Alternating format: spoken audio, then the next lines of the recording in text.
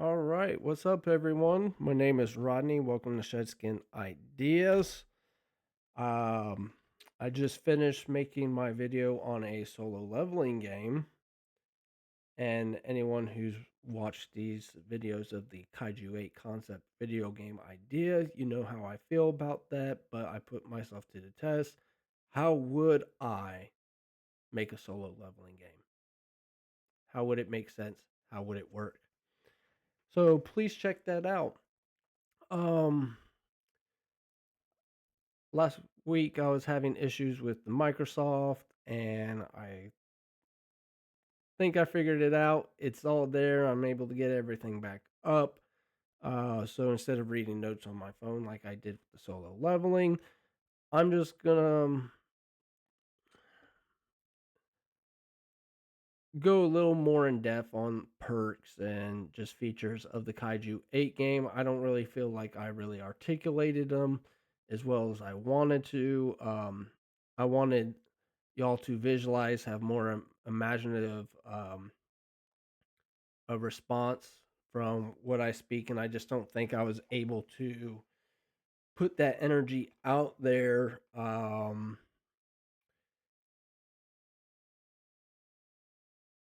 I the one thing I didn't really cover with these sets of notes are like gaining your special weapon, your special suit, um, like these modifications that come from the kaiju um, anatomy itself.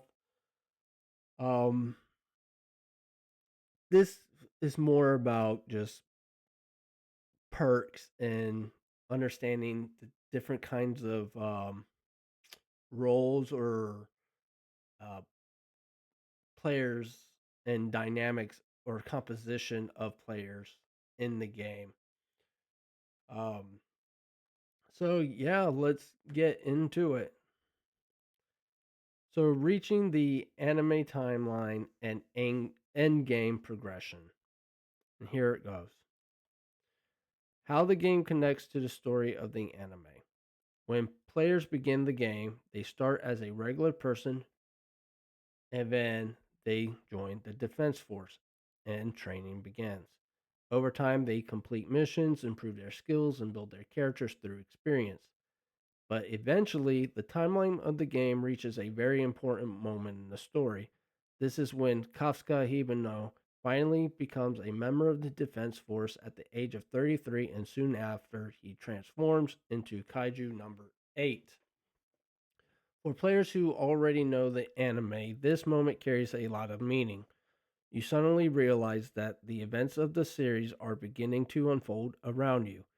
And because you spent so much time developing your own character, it creates a powerful feeling of curiosity. Players may start asking themselves questions like, how strong am I compared to these events? Am I ready for what's coming next? Do I need to grow stronger? Even though the players may feel proud of their progression, this moment can also carry a new sense of urgency. You begin to realize that the world is becoming far more dangerous, and it pushes players to continue improving their character. Eventually, the main storyline of the game reaches its conclusion. By the end of the story campaign, the maximum level most players can reach is level 90.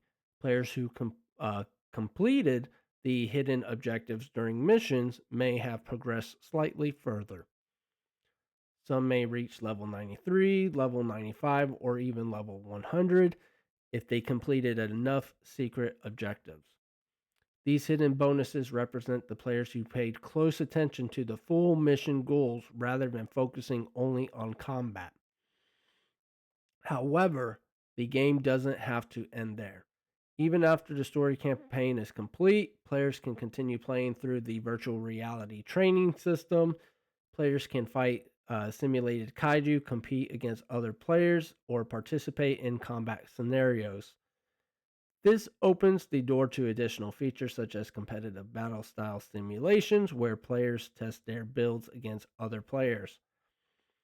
Later updates could even allow players who originally stopped at level 90 to eventually reach level 100. However, these later levels would not include the hidden bonus advantage or advantages that earlier players earned. For example, players who unlock secret progression earlier might have stat points worth slightly more value. Um, so instead of a skill point being worth one, it's more along the lines of 1.2.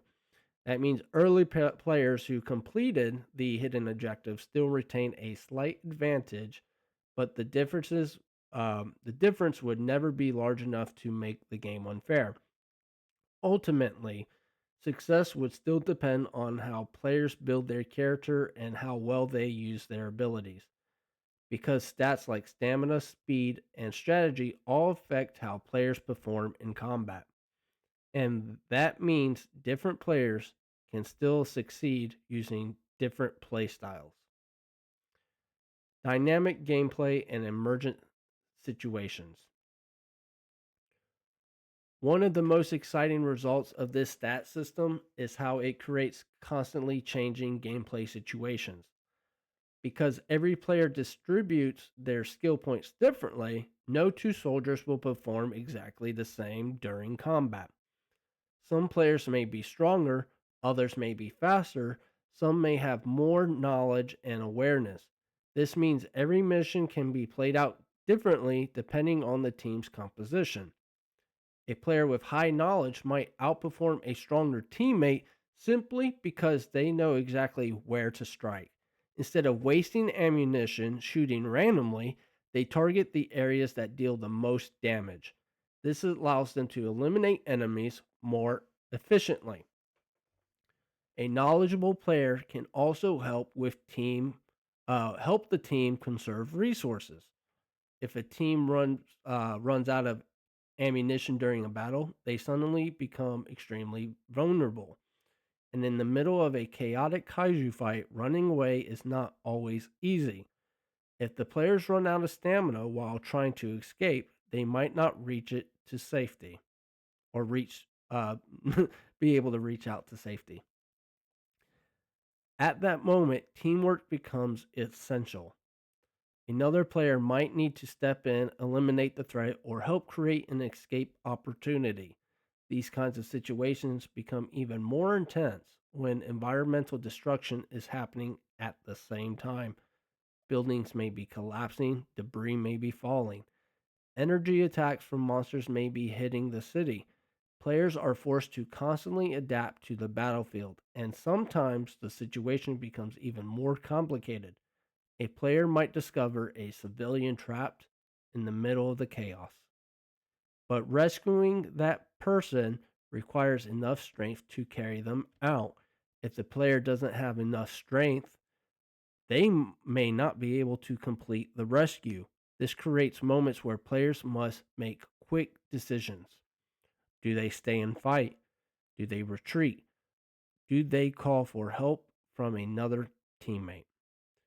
These unpredictable situations create dramatic and memorable gameplay moments because the outcome of every mission depends not only on the player's skill, but also on teamwork, character builds, and how players respond to the environment. This ensures that every mission feels slightly different. Perks and tactical abilities. Another layer that can expand the gameplay system is the use of perks. Perks are special abilities that give players additional advantages. Sorry, additional advantages in specific situations. While stats determine the fundamental capabilities of a character, perks provide situational tools that can change how a player responds to danger. Because kaiju battles are chaotic and the environment is constantly changing, perks allow players to prepare for certain types of threats. During kaiju attacks, buildings may collapse and debris may fall from the sky. In those situations, players could equip a perk designed to help them respond to falling objects. A perk such as debris awareness could alert the player when something large is about to fall nearby. Combine this with Combined with this alert system, another perk could trigger an automatic evasive maneuver, causing the character to leap or roll away from the danger at the last possible moment. However, perks would not function independently from the stat system. Let me say that again. However, perks would not function independently from the stat system. Their effectiveness would still depend on the player's attributes. If a massive section of a building collapses, a character must still have enough speed to evade it. If debris strikes the player, strength and willpower may determine how much damage is absorbed. Even the automatic evasion itself might drain stamina, meaning players must think carefully about how they build their characters. This creates interesting combinations between perks and stats. A player might pair debris awareness with another perk that reduces stamina consumption during evasive actions. This combination would allow them to escape environmental hazards more efficiently. Other perks could focus on combat resources. For instance, some players may not invest heavily in the knowledge stat, which helps identify weak points and conserve ammunition. These players may run out of ammo more frequently during battle. A perk designed to compensate for the weakness might increase ammunition capacity. If a normal energy cartridge contains 6 rounds, a perk could double that energy capacity of that cartridge. Instead of 60 rounds, the player might now have 120 rounds available per magazine. This type of perk allows different playstyles to remain viable. Players who prefer aggressive combat styles can rely on larger ammunition reserves, while tactical players can focus efficient on efficiency through knowledge and weak point targeting. Perks could also expand battlefield awareness. One might be Echo Scan, a perk that briefly reveals nearby threats through environmental scanning. Another example might involve deploying a recon drone similar to the observation drones seen in the anime. These drones could scan the battlefield and identify enemies, civilians, or mission objectives. Again, these tools would become more effective when combined with higher knowledge stats, allowing information to spread more accurately across the squad. The goal of the perk is not to replace the stat system, but to enhance it. Perks allow players to adapt their characters to specific situations, while stats determine the underlying strength of those abilities. Together, stats and perks create a flexible system where players can develop their own strategies for surviving kaiju battles. The environmental perk philosophy. When designing the perks system, an important rule needs to be established. Perks should not replace the stat system. Instead, perks should interact primarily with the environment and battlefield conditions. The stat system determines what a character is naturally capable of doing. Perks should simply provide tools that allow players to interact with situations in creative ways. If perks simply increase the player's stats, the stat system would become meaningless. For example, if a player lacks speed, they should not be able to solve that problem by simply equipping a perk that grants them high speed. Otherwise, every player could cover their weakness with a perk, and eventually all characters would feel the same. Instead, perks should influence situational advantages that still depend on the player's stats. This ensures that different player builds remain meaningful. Example: wall running and vertical combat. One example of this philosophy involves wall running and vertical movement. Defense Force soldiers in the anime are capable of performing extreme mobility maneuvers, including running along the sides of buildings. In the game, wall running could become an important mobility mechanic. However, how long a player can remain on a wall depends on their stamina and their speed stat. A player with high stamina could maintain wall movement longer. A player with low stamina might lose grip quickly and fall. Instead of giving players perks that directly increase their stamina, perks could interact with the environment. For example, Wall Grip Stabilizer. This perk allows a soldier to remain stationary on a vertical surface for a short time before falling. This would allow players to maintain vantage points during combat. However, the duration of the stability would still depend on the player's stamina. Players with higher stamina would benefit more from this perk. Players with low stamina would still struggle to maintain the position. This preserves the importance of stat systems. Critical danger response. Another perk could be something called critical danger response. When a player reaches extreme low health, their defense system temporarily activates. For a brief moment, their willpower is amplified, allowing them to survive slightly longer while waiting for rescue from teammates. This perk does not increase the player's base willpower stats. Instead, it enhances a specific emergency scenario. Players who already invest heavily in willpower would benefit the most from this perk. Environmental interaction perk. Most interesting perks. The most interesting perks are those that interact directly with the battlefield. These perks change how players respond to the chaos. We have the auto evasion, the reduced evasion cost, the recon drone, the echo scan, the civilian locator. And why do these perks matter? This system keeps the game balanced while still allowing creativity. Players can equip perks that help them navigate the battlefield, respond to the environmental hazard, or assist their team, but perks never replace the importance of stats. Stats still define a player's natural abilities. Perks simply change how those abilities interact with the world. Because of this, players' roles remain distinct, and every mission becomes a collaboration between different kinds of soldiers. Civilian rescue perks. Combat is only one part of a defense force soldier's responsibility. During kaiju attacks, cities are often devastated. During kaiju attacks, cities are often devastated.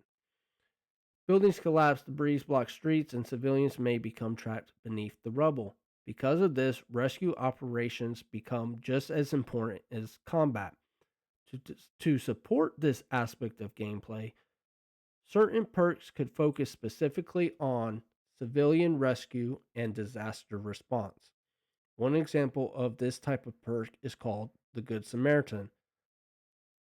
This is one of my favorite perks that I came up with. The Good Samaritan perk allows a player to move heavy debris without consuming stamina and strength. Normally, lifting rubble or cleaning obstacles would drain both strength and stamina, making the players vulnerable if enemies appear nearby. But with the Good Samaritan perk equipped, the player instead consumes willpower energy without performing rescue actions or while performing rescue actions. This creates a meaningful trade off because stamina and strength are preserved. The player can still run, fight, or escape danger if a kaiju suddenly appears. However, repeated rescue efforts will slowly drain the player's willpower. Since willpower also affects shield strength, the survival in critical situations, players must decide carefully when to use this ability. This design allows rescue focused players to support their team without completely sacrificing combat readiness. Why rescue perks matter. Perks like the Good Samaritan also encourages player to think about missions objective beyond simply defeating monsters. Some missions may require players to rescue civilians before the area becomes too dangerous. Players who invest in rescue related perks become extremely valuable during these situations. They can move debris faster, locate trapped survivors, and reduce the risk of casualties. This creates another possible player role with the squad rescue specialists. These players focus on protecting civilians and stabilizing uh, disaster zones while their teammate engages the kaiju directly. Imagine a mission where a large kaiju has destroyed several buildings in the city district. Some players focus on distracting or weakening the monsters. Meanwhile, a rescue specialist moves through the collapsed structures searching for survivors. A civilian is discovered trapped beneath the heavy debris. Normally, lifting the rubble would drain stamina and leave the rescuer vulnerable. But the Good Samaritan perk, the player can clear the debris while preserving the stamina needed to escape if danger approaches. Moments like this create dramatic choices during missions. Should the team focus entirely on monsters, or should someone risk moving deeper into the destruction to save survivors?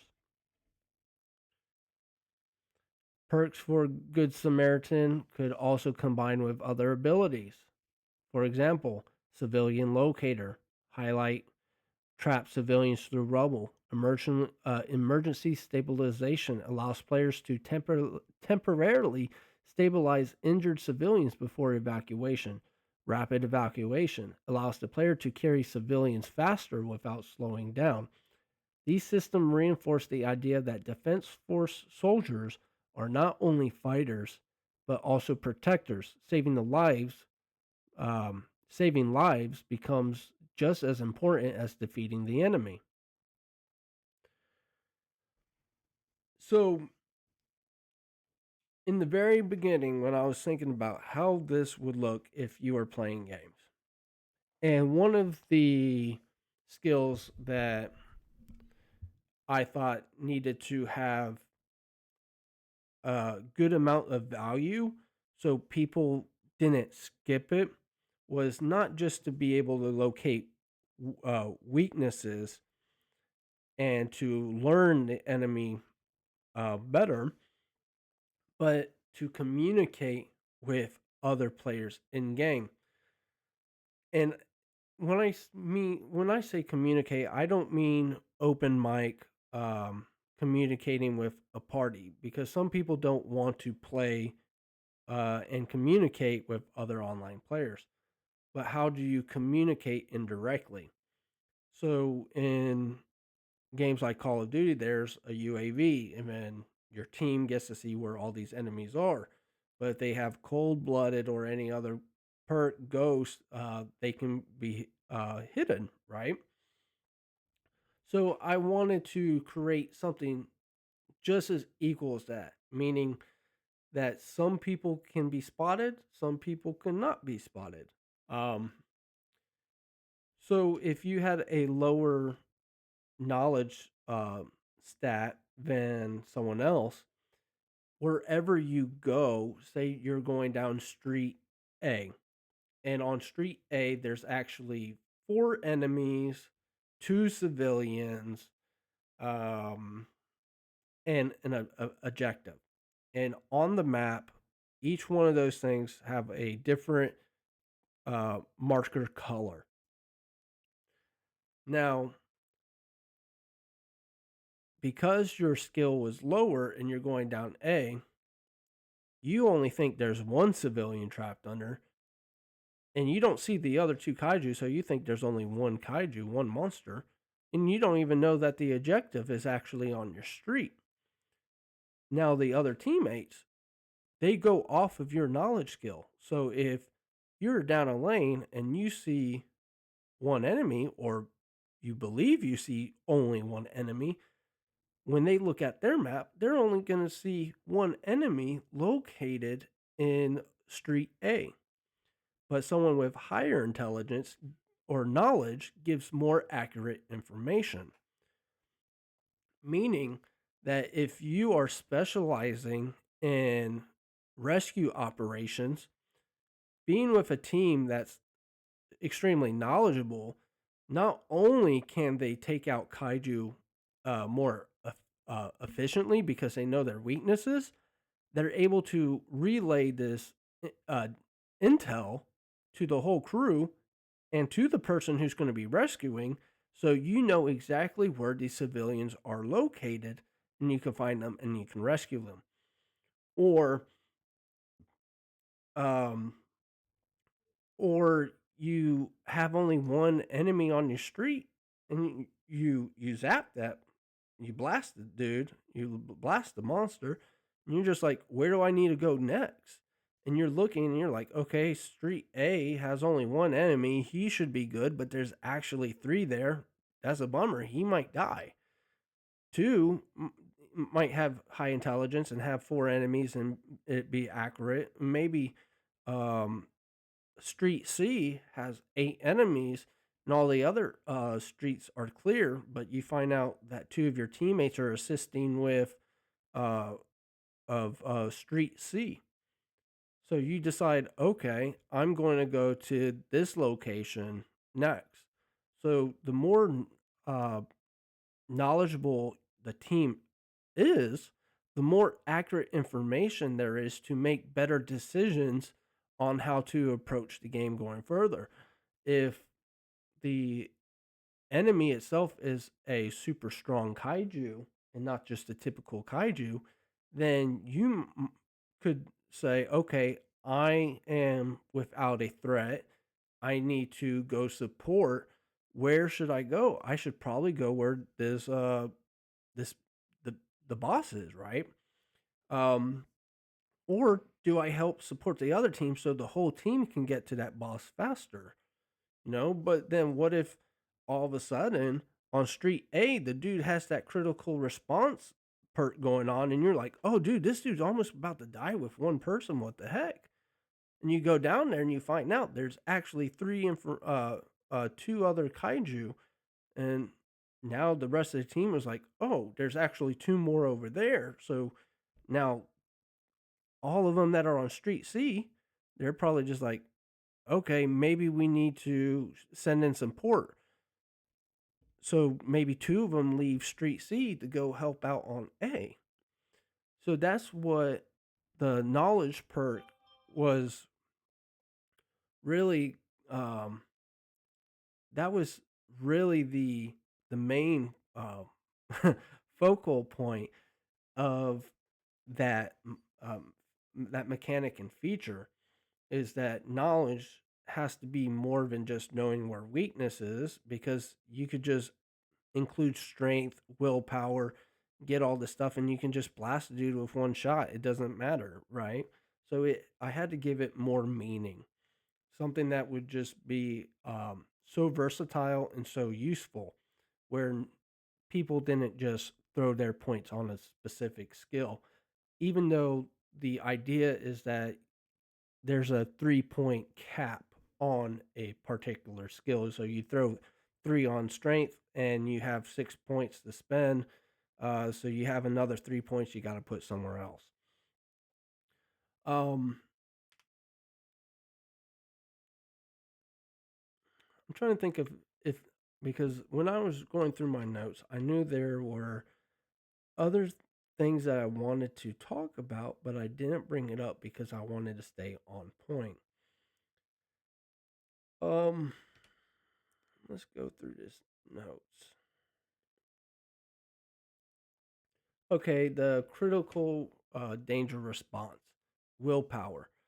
So when you're in a critical response situation, it was actually the perk. The way and I see this perk operating is that, say your willpower gives you 30 seconds to perform one more powerful full blast skill, but you're completely immobilized, you're not dead. Well, having the perk that increases that amount means even when you're in that fatigue era where you cannot move and the kaiju or the monster attacks you when you can't move, you can't evade, you can't do anything. When you're in that state of immobilization, that you don't die off the rip, that you just get slammed somewhere and there's still more time to spare. And similar to a bleed out feature, that if you get attacked by a kaiju when you're immobilized, depending on the willpower that you have and the perk, it will increase the time of the bleed out so your teammate can come by and rescue you. And that was the main vision, and I didn't know if that would be too much. So let me know. What do you think? Do you think that would be a great feature? Um, we talked about vertical wall running. You know, we've seen that in the Call of Duty games, so it's not unheard of. But being able to stand in a specific spot, so maybe the weakness is on the very top of the head, and does maybe it regenerates and has just super tough scales or skin, and you can't do anything about it. But someone knowledgeable says, "Hey, the weakness is actually on the top of the cranium." So the person with the best vertical wall running and the best grip, who's strong enough, gets to a certain vantage point and just blast it. And if that building starts breaking or collapsing, um, when you're in the middle of like charging your weapon, getting ready, and if that building was to get destroyed, that you could still stick to that one piece. And I still don't know how I'm going to articulate like slow mo motions, because what I wanted to do was for multiplayer, when you have special equipment, special weapons, is like a team combo kind of thing going on. But you have to have these special weapons, not just the standard issue um,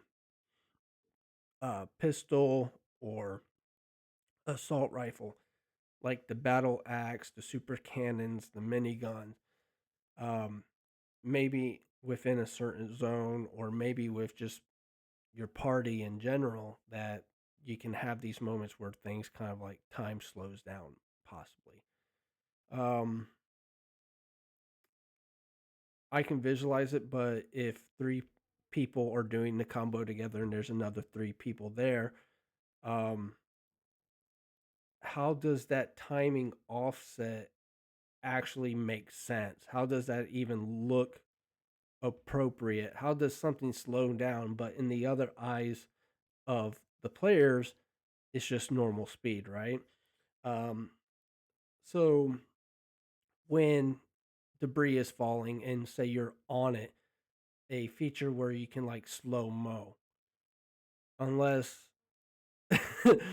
if you like witness the slow mo, because the rock should be falling down, right, with gravity. But if you are uh, on a surface that triggers a response saying that there's a player on this, right? So it's currently active. So any damage that's done to it, um, when a slow mo feature happens, it doesn't actually fall at the regular frame rate that it would, but maybe go slow. So anyone who's not in that situation looks at it and it looks like it's slow mo. I don't really know how developers would go about that. It's interesting, but um, yeah, that was really the rest that I have for the Kaiju number 8 Defense Force video game. So I hope you enjoyed. And if you have any ideas or things that you think would be cool thrown in this game, let me know. That's what this channel is here for, sharing ideas and trying to inspire and innovate future gaming. Try to get games that we want, right? Um, Thank you for joining Shedskin Ideas. I'm the dude, the creative one, the creative master, soon to be, maybe, Rodney. Rodney, and I am out. Thank you very much.